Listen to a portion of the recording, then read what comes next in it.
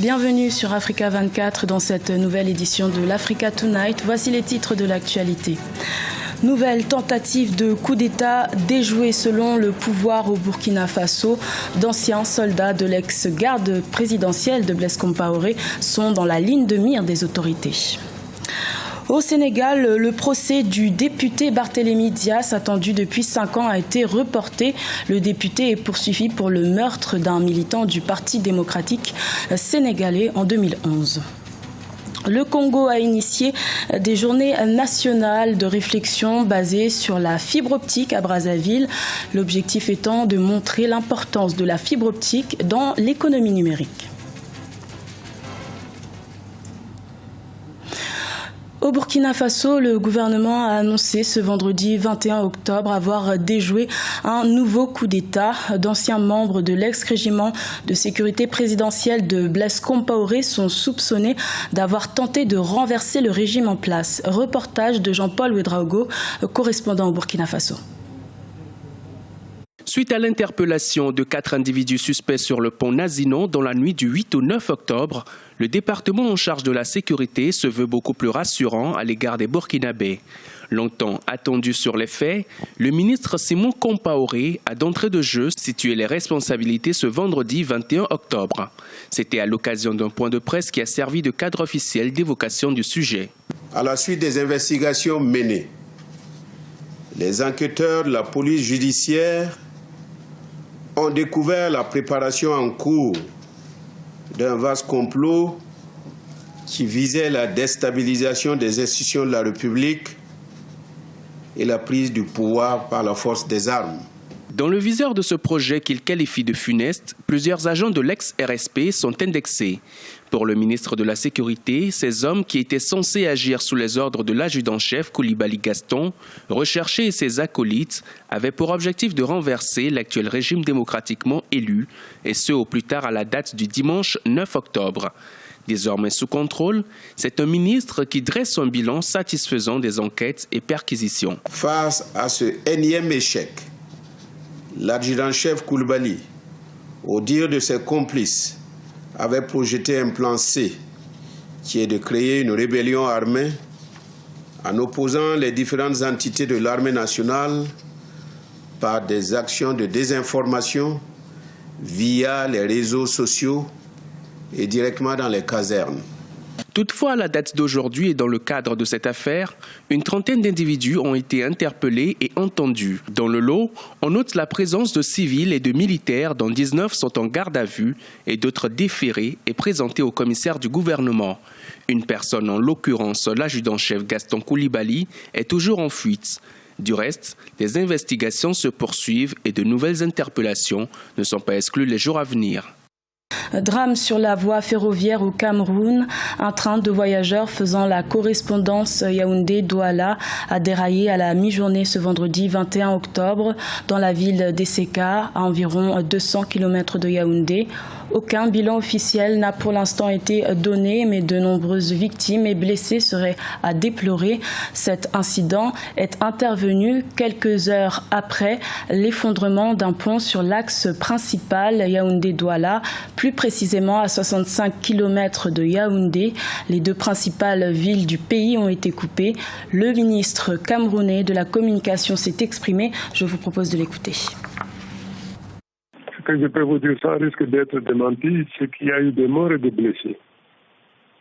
Aussi longtemps qu'on n'aura pas procédé à l'examen de la situation wagon par wagon, tous les chiffres qu'on vous donnera, aussi bien du point de vue des blessés que des morts, sera aléatoire. En revanche, en vous disant qu'il y a eu des morts et des blessés, c'est les faits.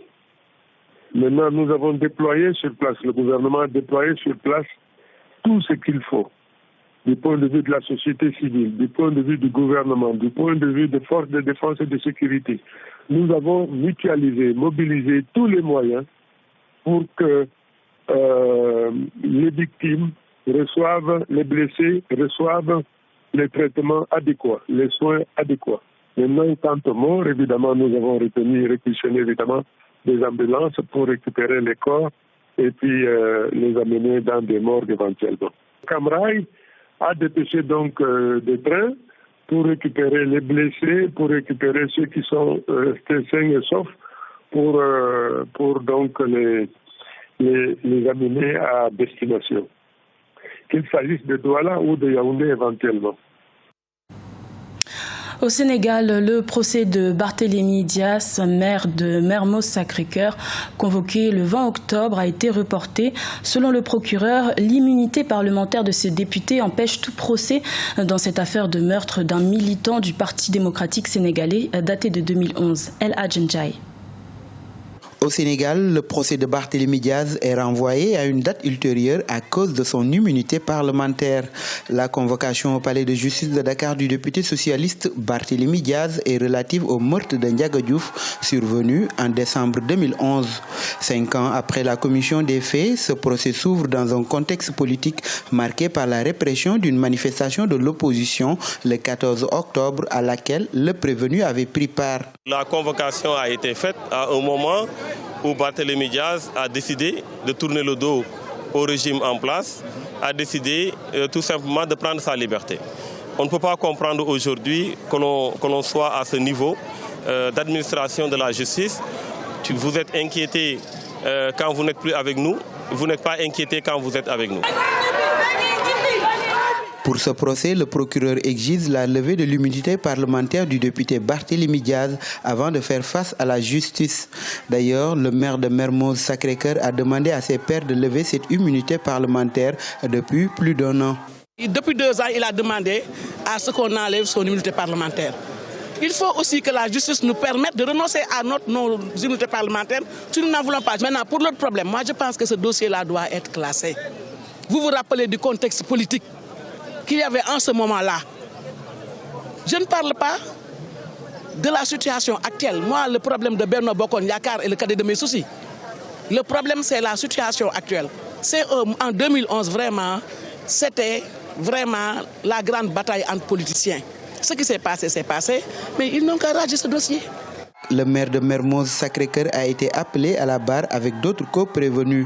On leur reproche entre autres délits, association de malfaiteurs, rassemblement illicite suivi d'actions diverses, détention d'armes sans autorisation administrative, menaces verbales de mort, coups mortels, coups et blessures volontaires. Au Mali, le comité de suivi de l'accord pour la paix et la réconciliation nationale a tenu sa 12e session ordinaire à Bamako les 19 et 20 octobre. Les parties prenantes à cette négociation se sont entendues sur la mise en place des autorités intérimaires entre le 1er et le 10 novembre 2016. Reportage de Mokhtar Bari. Au Mali, la 12e session ordinaire du comité de suivi des accords d'Alger s'est tenue à Bamako du 19 au 20 octobre. Sous la houlette de la communauté internationale, le gouvernement malien ainsi que des représentants de la plateforme et de la coordination des mouvements de l'Azawad ont fait un bilan des avancées sur le terrain. Le décret de nomination des autorités intérimaires adopté en Conseil des ministres est une avancée notable selon les membres du comité. Au sortir de cette 12e session, tous affichent leur satisfaction. Je pense que ce qui fait un peu la fierté et la chance de cette 12e session du CSA, c'est qu'au niveau de la commission politico-institutionnelle, on a réussi, nous les partis au processus, c'est-à-dire la plateforme, la CEMA et le gouvernement du Mali, quand même, au moins ça a démontré que tout le monde sont de bonne volonté pour aller vers la mise en place des autorités intérimaires. Globalement, je peux dire que cette session a été quand même positive, en ce sens qu'elle a courageusement posé ses difficultés et tout le monde était d'accord qu'elles sont surmontables dans des délais très très courts afin de permettre la mise en place de ces autorités intérimaires. La situation sécuritaire dans le nord du pays, mais aussi quelques divergences dans le choix des autorités intérimaires préoccupent le comité de suivi des accords. En effet, le choix des autorités intérimaires a suscité des mécontentements au sein de certains groupes armés qui s'estiment exclus. Il est hors de question que le CSA s'immisce dans des questions d'ordre interne au mouvement. Il est là pour encourager, pour aider à trouver des solutions, mais il ne pourra jamais suppléer au mouvement eux-mêmes pour trouver ces solutions. Le comité de suivi demande à la CMA d'honorer son engagement à déposer la liste pour la mise en œuvre du Conseil national pour la réforme du secteur de la sécurité. Les patrouilles mixtes fortes de 600 hommes répartis équitablement entre les forces armées maliennes, la plateforme et la CMA ne devraient pas tarder à être opérationnelles au vu des attaques quotidiennes de groupes terroristes. Au Congo, la capitale Brazzaville a accueilli les 20 et 21 octobre 2 journées de réflexion sur la fibre optique. Cet événement est placé sous le thème « La fibre optique, un nouveau levier de développement au Congo ». Les précisions dans ce reportage de notre correspondant d'Eva Panzou. Arrimer le Congo à la modernité pour que l'informatique et l'Internet soient accessibles au plus grand nombre de Congolais, telle est la volonté du gouvernement. Les journées de réflexion sur la fibre optique sont organisées du 20 au 21 octobre 2016 à l'auditorium du ministère des Affaires étrangères, de la coopération et des Congolais de l'étranger. Ces journées de réflexion permettent aux différents acteurs publics, privés et la société civile de démontrer les véritables enjeux de la fibre optique. L'objectif poursuivi par les présentes assises est donc l'appropriation par la communauté nationale des enjeux essentiels du déploiement des infrastructures de fibre optique dans notre pays, mais aussi que notre pays se dote enfin d'une politique nationale de développement des TIC, cyberstratégie, engageant toutes les parties prenantes. L'interconnexion du pays par la fibre optique se poursuit. Des boucles métropolitaines ont par exemple été implantées de Pointe-Noire à Ouesso. Celles-ci devront permettre un accès libre à la connexion Internet aux Congolais. Le projet de couverture nationale en télécommunications a été mis en place afin de mailler le pays en infrastructures modernes. Ces journées de réflexion permettront aussi d'expliquer aux Congolais les différentes opportunités offertes par la fibre optique. Une journée comme celle d'aujourd'hui permet de leur expliquer voilà ce que la fibre optique pourra faire pour vous. Vous aurez une ouverture sur le monde que vous n'avez pas aujourd'hui. Ça vous permettra peut-être de travailler plus facilement. Ça vous donnera peut-être également des opportunités commerciales, puisqu'on peut faire de la vente, par exemple, sur Internet. On peut acheter des produits sur Internet sans plus avoir besoin de se déplacer. Le développement de l'économie numérique au Congo est plus que jamais tributaire de la fibre optique. Le gouvernement entend moderniser son réseau national des télécommunications à travers son projet de couverture nationale qui s'étale sur 3 phases et dont les 2 premières ont été achevées. La journée internationale de l'alimentation a été célébrée le 16 octobre, comme chaque année à la même date.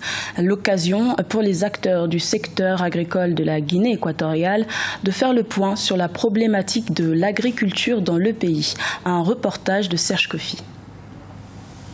Une agriculture productive afin d'améliorer l'alimentation des populations. Quel enjeu en Guinée équatoriale? La question préoccupe d'autant que le pays a d'énormes potentialités, un climat tropical et de grandes étendues de terres inexploitées. Malgré ce potentiel, la production agricole du pays est encore en dessous de la demande locale et les produits viennent encore des pays voisins. Il est important aujourd'hui pour le gouvernement d'inverser la tendance.